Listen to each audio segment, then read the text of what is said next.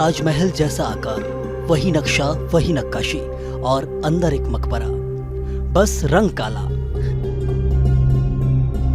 ये ऐतिहासिक इमारत है एमपी के बुरहानपुर जिले में, जिसे शाहनवाज खान के मकबरे के नाम से भी जाना जाता है। लेकिन इसे देखकर ताजमहल की फर्स्ट कॉपी समझने की भूल मत कीजिए, क्योंकि ये इमारत ताजमहल से 10 साल पहले बनाई गई थी, जबकि ताजमहल का निर्माण उस दौर में इसकी भव्यता और खूबसूरती से प्रेरित होकर किया गया था।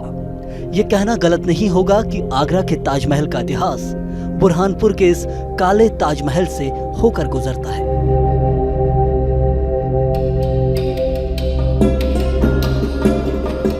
काले ताजमहल का निर्माण 1623 में मुगल बादशाह जहांगीर ने कराया था। मुगलों को 10 साल तक कई युद्धों में विजय दिलाने वाले जहांगीर के सबसे विश्वास पात्र सेनापति शाहनवाज खान की मौत के बाद मकबरे के लिए इस इमारत का निर्माण करवाया गया।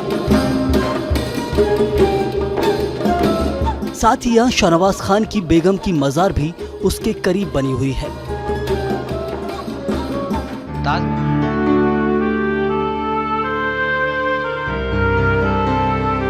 काला ताजमहल उस समय अपने आप में भव्यता और खूबसूरती का बेजोड़ नमूना था। नगर के आसपास के पहाड़ों के पत्थर, ताप्ती नदी की मिट्टी और ईंट के चूरे से इसका निर्माण किया गया था।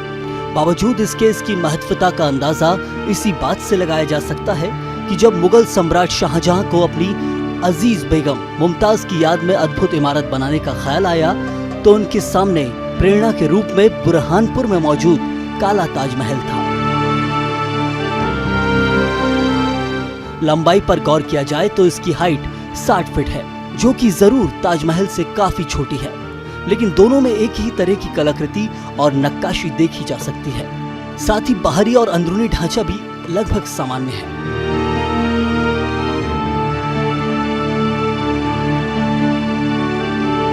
जिस तरह ताजमहल में अंदर घुसते ही मुगल सम्राट शाहजहां और उनकी पत्नी बेगम मुमताज की मजार देखने को मिलती है, वैसे ही काले ताजमहल में भी मुख्य द्वार खुलते ही शाहनवाज खान और उनकी पत्नी की मजार है, जो काले ताजमहल और सफेद ताजमहल को एक समान दर्शाती है।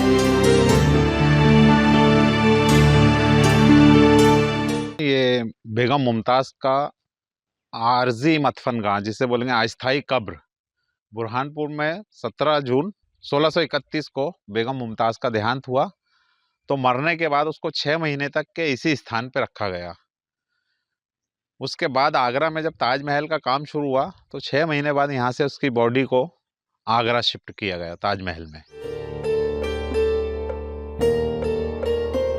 कहने को तो बुरहानपुर का काला ताजमहल आगरा के ताजमहल से लगभग 10 साल पहले ही बन गया था, लेकिन जहां ताजमहल दुनिया के 7 अजूबों में एक है, वहीं काला ताजमहल गुमनामी के अंधेरे में कहीं छुप गया है। इसके पीछे कई वजह बताई जाती हैं। पहली तो काले ताजमहल के निर्माण में जिस सामग्री का इस्तेमाल किया गया उसकी क्वालिटी उतनी अच्छी नहीं थी।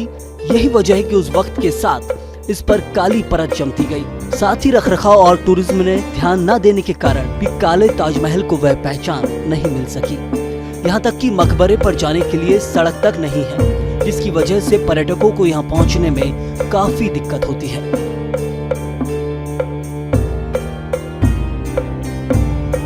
मुमताज़ की डेथ यहाँ हुई थी, उस समय इसको यहीं बनाया जाना था, लेकिन ये बना बाद में तकनीकी कारणों से आगरा में। तो काला ताज बुरहानपुर का जो है वो आगरा के ताजमहल से 10 वर्ष पहले बना है, लेकिन उसकी वर्तमान में जो दुर्दशा है, वहाँ पहुँच मार्ग नहीं है, पर्यटक वहाँ पहुँचने के बाद निराश होते हैं। तो इस कारण भी उसको कोई इतनी पॉपुलैरिटी नहीं मिल पाई कि वो जो है तो फेमस हो। और काला ताज में जो नक्काशी नहीं है, वो नक्काशियाँ सब कुछ वहाँ पर हैं, और यही एक कारण भी है कि काला ताज जो है वो ज़्यादा फेमस नहीं हो पाई।